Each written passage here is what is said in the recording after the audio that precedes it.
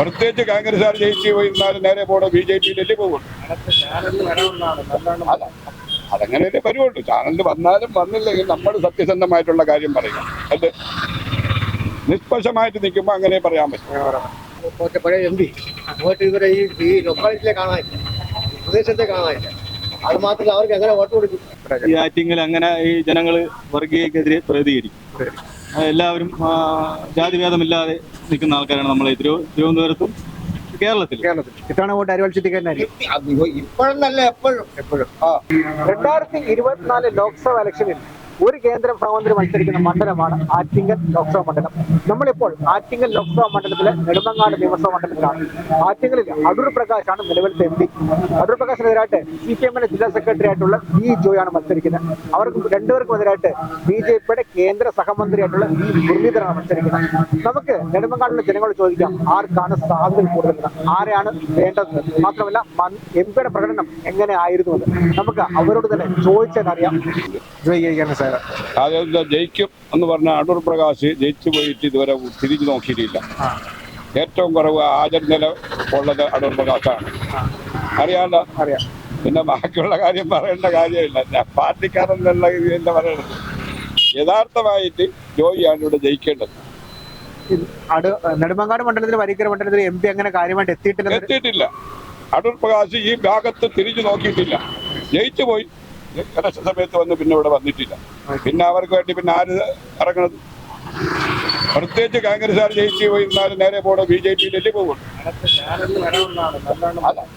അതങ്ങനെയല്ലേ വരുവുള്ളൂ. ചാനലിൽ വന്നാലും വന്നില്ലെങ്കിൽ നമ്മൾ സത്യസന്ധമായിട്ടുള്ള കാര്യം പറയുക. അത് നിഷ്പക്ഷമായിട്ട് നിൽക്കുമ്പോൾ അങ്ങനെ പറയാൻ പറ്റും. നമ്മുടെ ഒരു പാർട്ടിയിലല്ലെന്നുള്ള ഇതാണ് പറയുന്നത്. V. ജോയ് തന്നെ ആയിരിക്കും ആറ്റിങ്ങലിൽ. സംശയമൊന്നും ഇല്ലാതെ ജോയി 100% എന്റെ കഴിഞ്ഞാണ് ഇപ്പൊ ഇങ്ങോട്ട് വന്നത്. എന്നെ 3ാം സ്ഥാനത്തില് ആക്കാൻ പറ്റും. ഏത് സ്ഥാനത്തായിക്കോട്ടെ ആളാണ് ഞങ്ങൾ, ജോയിയുടെ ആളാണ്. ഞാൻ ജോയിക്ക് വേണ്ടി വോട്ട് ചെയ്യും. 2ാം സ്ഥാനം അടൂരിനുണ്ട്, 3ാം സ്ഥാനം 0. മുരളിക്ക് എന്തായാലും സാധ്യതയില്ല. സാധ്യത അത് പറഞ്ഞല്ലോ, 3ാം സ്ഥാനം അത് കിട്ടൂല്ല. ഈ തല കുത്തി നിന്നാലും നടക്കും. ഉറപ്പാണ്. ഇനി കേരളം വേറൊരു കേരളം ആവണം. കേരളത്തിൽ ഒരു കാരണം ക്ലച്ച് പിടിക്കും. 2ാം സ്ഥാനം എന്തായാലും അടൂരിനുണ്ട്. പക്ഷെ ജോയിക്ക് വൻ ഭൂരിപക്ഷത്തോട് ജോയി ജയിക്കും, ഞങ്ങൾ ജയിപ്പിക്കും. ആറ്റിങ്ങൽ അടുത്ത വർഷം തിരിച്ചു പിടിക്കും, സംശയമൊന്നുമില്ല. തിരിച്ചു പിടിക്കും. ആറ്റിങ്ങല്ല, ഞങ്ങളെ സർക്കാർ കയറിയിട്ട് ഈ 8 വർഷം കൊണ്ട് ആളുകൾ പറയുന്ന ഇത് ഒത്തിരി പേർ കേന്ദ്ര സർക്കാർ നമുക്ക് ഒന്നും കൊടുക്കുന്നില്ല, ചില കാര്യങ്ങൾ ചെയ്യുന്നുണ്ട്. അപ്പൊ അത് ചെയ്യാത്തിടത്തോളം കാലം ആ ജനങ്ങളുടെ വിഷമവും ബുദ്ധിമുട്ടും കേന്ദ്ര സർക്കാരിന് ജനം മനസ്സിലാക്കി കഴിഞ്ഞു. അപ്പൊ നമുക്ക് നമ്മുടെ ഒരു ചെറിയ സ്റ്റേറ്റിൽ ആൾക്കാരെ ഒരു മുഖ്യമന്ത്രിക്ക് പിടിച്ചു നിൽക്കാമെന്നത് ചെയ്യാൻ കഴിയും. ആളുകൾ പുറത്ത് നിന്ന് പലതും പറയും, ബാലഗോപാല അങ്ങനെ ഗോപാലനെ മാറ്റി ഉറക്കണമെന്നൊക്കെ ആളുകൾ പറയും. പക്ഷെ അവർ ചെയ്യേണ്ട ജോലി ചെയ്യുന്നുണ്ട്. ഇപ്പം 1 മാസത്തെ പെൻഷൻ കൊടുക്കുന്നുണ്ട്. അടുത്തത് ഈ വിഷുവിന് ഉള്ളതും കൂടെ ചേർത്ത് ഒരു 2 മാസത്തേക്കും കൂടെ കൊടുക്കുന്നുണ്ട്. ഇതിലൊക്കെ ഒരു സർക്കാരിനെ പിടിപ്പിക്കാൻ കഴിയും.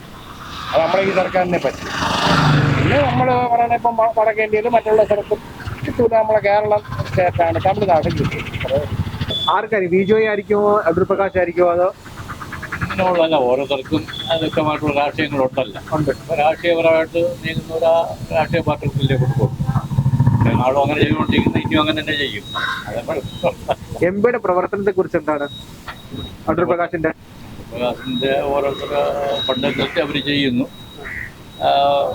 കേന്ദ്ര നയം ചെയ്യുന്ന കേന്ദ്രത്തിൽ എല്ലാവരും പറഞ്ഞുകൊണ്ടിരിക്കുന്ന കണക്കിന് ഇവിടെ അദ്ദേഹം ചെയ്യുന്നത് അവരുടെ പാർട്ടിക്കാർക്കോ മറ്റുള്ള രീതിക്കും വലിയ ചെയ്തുകൊണ്ടിരിക്കുന്നത് അല്ല, പൊതുവായിട്ടുള്ളൊരു കാര്യം ചെയ്യുന്നില്ലല്ലോ. കുറെ ലൈറ്റുകളും കാര്യങ്ങളൊക്കെ ചെയ്യുന്നുണ്ട്, അത് തന്നെ ചെയ്യുന്നു. അതിൽ കൂടുതൽ ചെയ്യണമെന്നില്ലേ?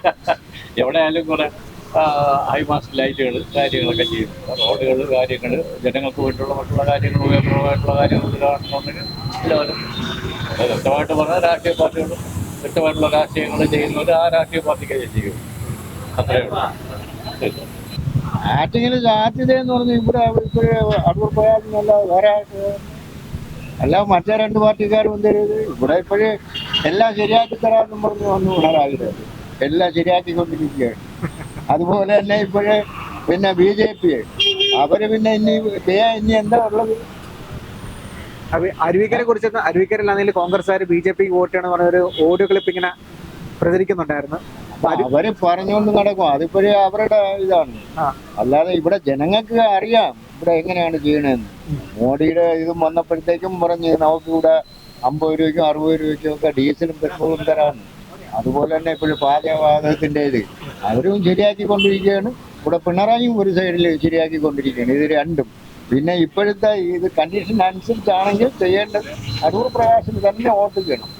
അത് അറിഞ്ഞു തന്നെ ചെയ്യുകയും വേണം ആളുകൾ. അല്ല ഇവിടെ ഇപ്പോഴും ഈ ജോയി ജയിച്ചിട്ട് എന്ത് കാര്യം സാധിക്കാം? ഇവിടെ എന്ത് ശരിയാക്കി തരാണ്?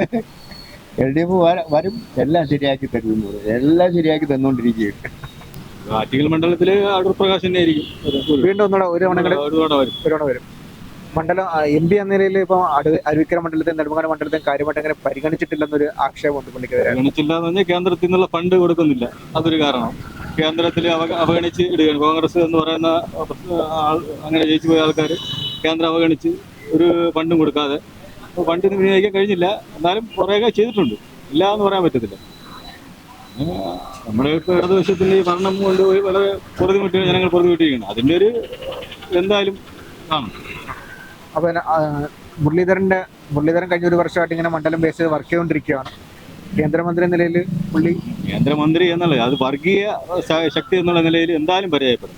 ഈ ആറ്റിങ്ങൽ അങ്ങനെ ഈ ജനങ്ങൾ വർഗീയക്കെതിരെ പ്രതികരിക്കും. എല്ലാവരും ജാതിഭേദമില്ലാതെ നിൽക്കുന്ന ആൾക്കാരാണ് നമ്മളെ തിരുവനന്തപുരത്തും കേരളത്തിൽ. അതുകൊണ്ട് വർഗീയ ശക്തിക്ക് ഒരു മുൻതൂക്കം ഇല്ല എന്നാണ് എന്റെ വിശ്വാസം. BJP എന്തായാലും പൂജ്യം തന്നെ ആയിരിക്കും. LDF UDF തമ്മിലായിരിക്കും മത്സരം. LDF UDF കേരളത്തിൽ LDF UDF തന്നെ ആയിരിക്കും മത്സരം. BJP ആയിട്ട് ഏതൊരു ഇതും ഉണ്ടാവും. BJP തന്നെയായിരിക്കും. അടൂർ പ്രകാശിനെ തോൽപ്പിക്കും, ഉറപ്പായിട്ടും തോൽപ്പിക്കും. നമ്മള് പണ്ട് പോലെ ഞാൻ രാഷ്ട്രീയത്തില് പണ്ട് പോലെ മാസത്തെ പാർട്ടിയാണ് CPM ആണ്. ഇത്തവണ വോട്ട് അരിവാൾ ചുറ്റിക്കാരനായിരിക്കും. ഇപ്പോഴെന്നല്ല എപ്പോഴും അങ്ങനെയാണ്. അരുവിക്കര മണ്ഡലത്തിലാണ് നമ്മളെ താമസം. അരുവിക്കര ഡാമിന്റെ അവിടെ ഹരിജൻ കോളനി അവിടെയാണ് താമസം. ഇത്തവണ കഴിഞ്ഞ 2021 സ്റ്റീഫൻ അരുവിക്കര പിടിച്ചു. അതുപോലെ ഇപ്പോഴും ഇലക്ഷൻ വന്നാൽ ഞാൻ ഇടതുപക്ഷത്തിന് ഞാൻ വോട്ട് ചെയ്യും. ഞാനും എന്റെ കുടുംബവും പണ്ട് മുതലേ അങ്ങനെ തന്നെ. രണ്ട് അഭിപ്രായം ആർക്കറിയും? ഇവിടെ ജോയി ജയിക്കാൻ സാധ്യതയുള്ളൂ. ജോയിക്കാണ് സാധ്യത. 5 വർഷമായിട്ട് ഇപ്പോൾ നമ്മളെ പഴയ MP വോട്ട് ഇവരെ ഈ ലൊക്കാലിറ്റിയിലെ കാണാനില്ല, പ്രദേശത്തെ കാണാനില്ല. അത് മാത്രമല്ല അവർക്ക് എങ്ങനെ വോട്ട് കൊടുക്കും ചോദിക്കും. ഇപ്പൊ തന്നെ ആമാട് മറ്റേ മുണ്ടേരെ മോഹനെ അറിയാലോ ആ പ്രശ്നം. അവർ BJPക്ക് വേണ്ടി വോട്ട് കൊടുക്കാൻ വേണ്ടിയിട്ട് പറഞ്ഞുകൊണ്ടിരിക്കണം അദ്ദേഹം. അപ്പൊ പിന്നെ ഈ പാർട്ടി പിന്നെ എങ്ങനെ വിശ്വസിച്ച് ഇവർക്ക് വോട്ട് കൊടുക്കും? അതുകൊണ്ട് ഈ പ്രാവശ്യം ഇവിടെ ജോയി ചെയ്യും.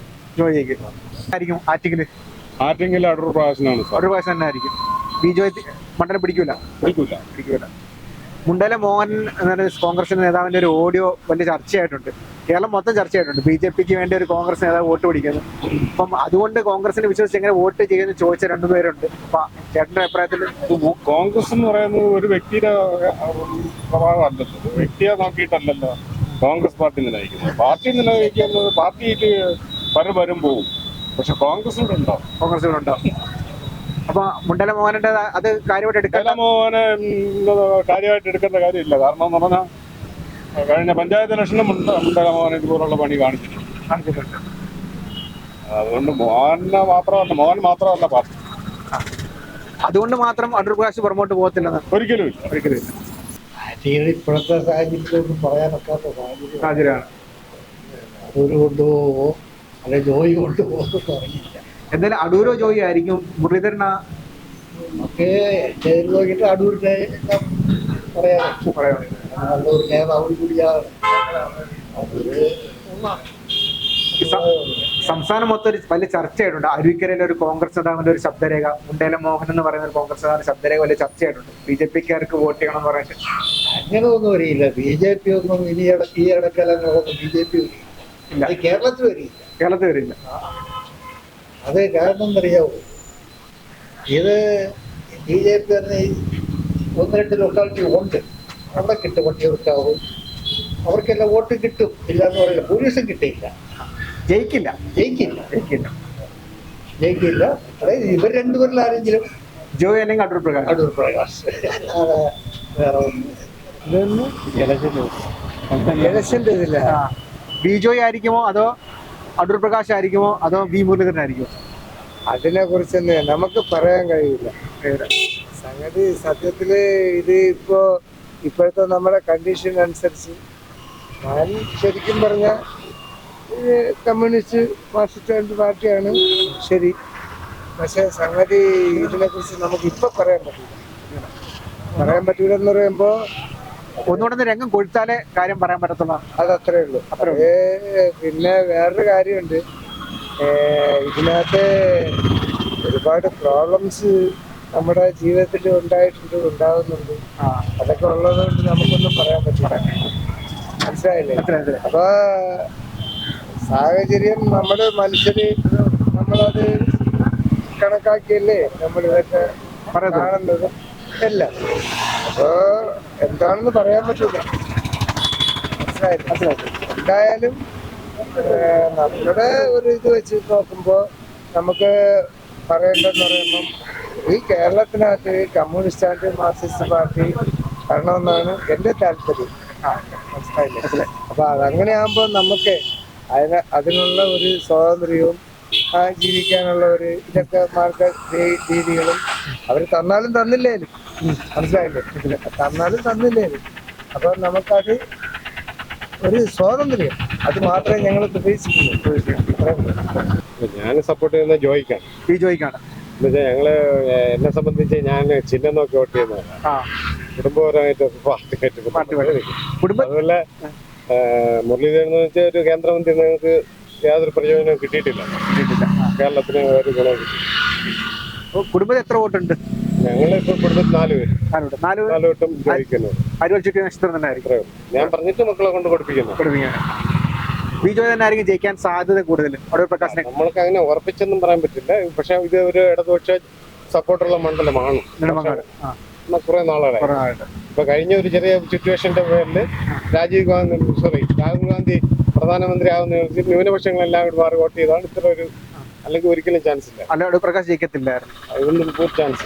ആർക്കായിരിക്കും? അടൂർ പ്രകാശ് ആയിരിക്കുമോ വിജോയ് ആയിരിക്കുമോ അതോ അടൂർ പ്രകാശ് ആയിരിക്കും? എന്തുകൊണ്ടായിരിക്കും? അങ്ങനെ നല്ലൊരു വ്യക്തിയാണ്. എം പി ആയതിനു ശേഷം പിന്നെ നെടുമങ്ങാട് മണ്ഡലത്തിലോ ആരോഗ്യമന്ത്രി അങ്ങനെ പുള്ളി അങ്ങനെ എത്തിയിട്ടില്ലെന്നൊരു അഭിപ്രായം പറയുന്നതിന് കുറച്ച് അങ്ങനെയൊന്നുമില്ല. എന്താവശ്യം പുള്ളി വരും. ഓക്കെ, അടൂർ പ്രകാശ് തന്നെ ആയിരിക്കും.